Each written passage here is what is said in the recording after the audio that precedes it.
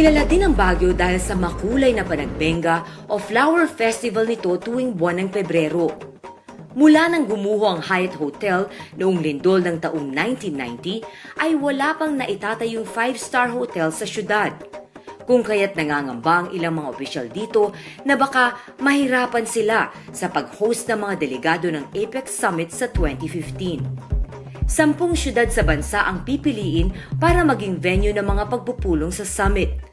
17 high-level meetings ang gaganapin kung saan ang bawat meeting ay dadaluhan ng mula 250 hanggang 4,000 participants.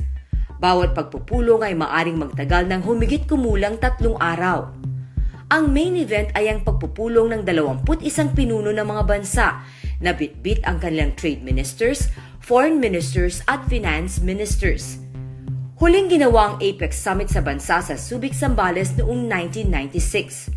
Ayon kay Tourism Regional Director for the Cordillera Administrative Region na si Purificacion Molintas, puspusan na ang pagpupulong ng mga opisyal sa Baguio sakaling mapili ang syudad para sa APEC Summit.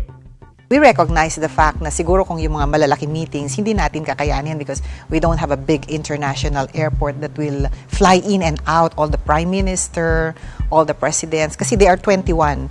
And when you have to accommodate 21, can you just imagine the security, yung mga sasakyan, and it has to be quick when you escort these VIPs. Kailangan yung security measure mo talagang matindi dyan. And we may not be suitable for the big meetings.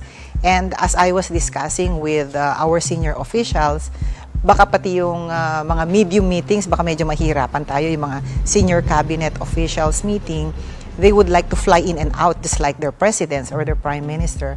So we were asking kung pwede, kahit yung small meetings lang na junior officer level or directors level, para naman we can get a share of the APEC meeting. Pero para kay Mol Becker, kung sakali man na mapili ang Baguio na puntahan ng mga APEC delegates, ay handa sila. We will show them the rich culture of the Cordilleras. We will surprise them with the food we serve. We will surprise them with the music we play. We put up a show, I mean an international show that will be, but with locals, to reflect the local culture. We can do that, we have done that. We have done 2 or 3 advertising congresses, you know, and our people are geared to that, to cater to that market. It's already We have the convention center, which can seat 2,000 people. So we have done that in the past. It's nothing new to us. Ayon kay Molintas, pinagtutuunan ng pansin ngayon ng pamahalaan na magawang accessible o madaling marating ang mga tourist destinations. Dahil unang-una sa lahat, kailangang i-increase natin yung accessibility natin. We should be able to receive more tourists with good airports. Kaya ngayon, ang isang pinagtutuunan natin ng pansin ay yung mga international airports natin. So that is now the thrust of DOTC. And the Department of Tourism and DOTC have a convergence project towards that direction. Pangalawa, yung second na tinitignan natin ngayon, binibigyan natin ng priority, is the connecting road from the airport to the tourist destination. Kaya meron din tayong convergence project between the Department of Tourism and DPWH. We are now funding roads leading to tourist destinations. At lahat ngayon ng region, yan yung pinagtutuunan natin ng pansin. It's a joint project between DOT and the DPWH. And pagka nasa site na tayo, we also expect the local government unit to assist us in the development of the sites. So it is actually how to create travel seamless, to become seamless in the whole Philippines. Maybe maybe we should consider an helicopter service between San Fernando, Baguio, and the rice terraces. Because the rice terraces is one of the wonders of the world. And everybody wants to see them, but you cannot get there until you sit in a jeepney for 2 days, and you have a chance to probably to end up in a ditch or whatever, and it will be torture. So I think the rice terraces linked up to Baguio and Poro Point and to the airport, that will be the answer to attract international tourists. Noong 2012, umabot ng 4.3 million ang tourist arrivals sa bansa. Pinakamataas ito sa ating kasaysayan. Gayunpaman, nananatili pa ring pinakamababa ito sa buong Southeast Asia. 1.8% lamang ito kumpara sa Malaysia na nagtamo ng 10.7%. Ang Thailand na nakakuha ng 9.6%, Indonesia na nagtala ng 3.9% at Vietnam na nagtamo ng 2.9%. Sa susunod na taon, target ng pamahalaan na makakuha ng 6.8 million tourist arrivals sa bansa. Pero para kay Assistant Secretary Benito Bengzon, kung tutuusin ay malaki na ang ating tourist arrivals dahil ang pagpasok ng mga ito sa ating bansa ay via air or sea lamang. Ang iba kasi mga bansa ay may cross-border tourists. Una, kailangan maintindihan natin na ang Pilipinas ay isang archipelago. 99% of all our foreign visitor arrivals come by planes. Yung remaining 1%, yun yung mga sumasakay ng cruise ship. Pero hindi tayo katulad ng mga ibang Southeast Asian countries na merong cross-border traffic or yung land travel. So karamihan dun sa ating mga kapitbahay, binibilang nila yung mga turistang sumasakay sa kotse or nasa bus, tumatawid ng border. Tayo po walang ganon. Pero ang kagandahan nito, lahat ng ating mga foreign visitors na lumilipad, sumasakay ng barko, ay talagang totoong turista at talagang gumagastos. Tayo masyadong malayo doon sa mga ibang Southeast Asian countries na binabandera nila yung mga 15 million, 20 million, 24 million. Pag in-extract or pag kinuha ninyo yung air traffic, hindi ho masyadong malayo ang Pilipinas. In fact, pag tiningnan ninyo yung mga ibang Southeast Asian countries, no, na pinagmamalaki nilang mataas yung total arrivals nila, pag tinanggal mo yung land travel, mas mataas pa tayo.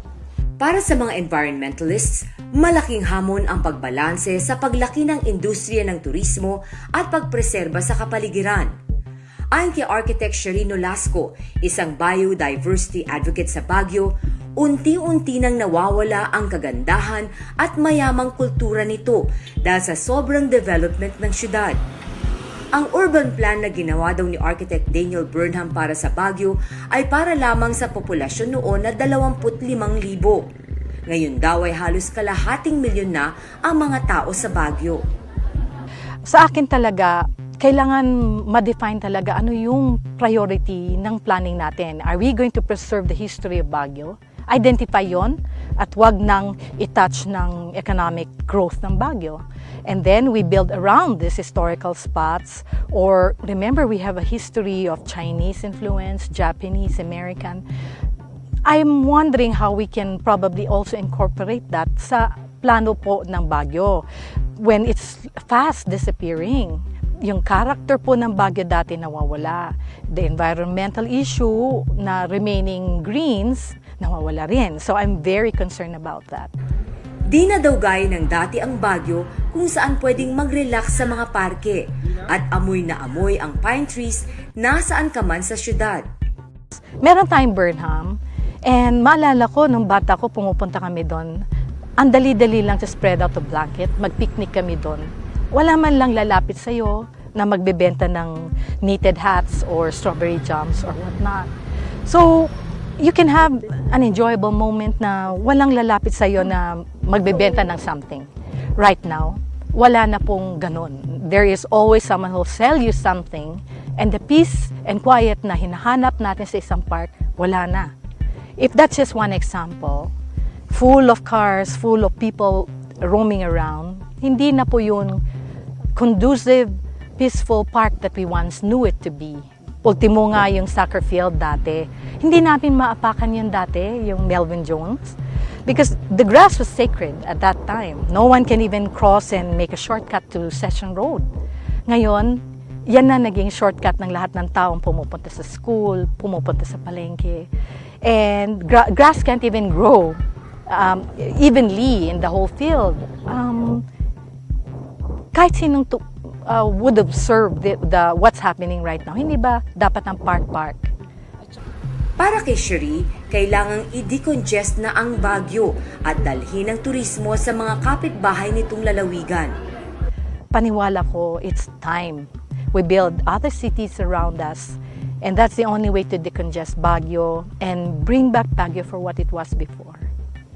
Sang-ayon naman dito ang mga kinauukulan sa Baguio. Now we go beyond our boundaries. We go to the different neighboring areas where there are adventure, trekking, and hiking, and other kinds of wants of our tourists na pumupunta rito. And they usually come in groups or individual as backpackers and really try itong mga tinatawag na adventure activities. It is a city where adventure begins going towards our neighbors in Benguet, namely La Trinidad, Sablan, Tuba, Tublay, the Blist and Itugon. So this is the Blist concept of what we are trying to push also in the tourism development program of our city and our neighbors. That's why we will also be passing a resolution in Congress for the adoption of the Blist Development Authority. Yung Blist kasi yon is an acronym. Baguio, La Trinidad, Itugon, Sablan, Tuba, and Tublay. So that major developments will not only be concentrated in Baguio, but it will be distributed to the nearby municipalities. Parang Metro Manila. Para hindi suffocated yung Baguio, we will unwind the city of Baguio of the several activities, ilipat natin sa mga nearby municipalities para ma-decongest. Batid ng Department of Tourism ang problemang ito, kung kaya't isinusulong nito ang Inclusive Tourism Growth Plan for 2013 to 2016. Layo nito na ma-decongest ang ilang progresibong tourist destinations at maisama na rin sa pag-unlad ang mga kalapit na komunidad upang mabigyan ng pagkakakitaan ang mga tao rito. Mahalaga sa inclusive tourism model ang pakipagtulungan ng mga local government units, regional offices, pribadong sektor, mga non-government organizations at people's organizations. Pero ayon kay Director Molintas, kabilang daw sa mga hamon na kinakaharap ng mga investors sa ilang lugar sa bansa ay ang kultura. Parang halimbawa sa Sagada, you cannot be an outsider if you want to invest.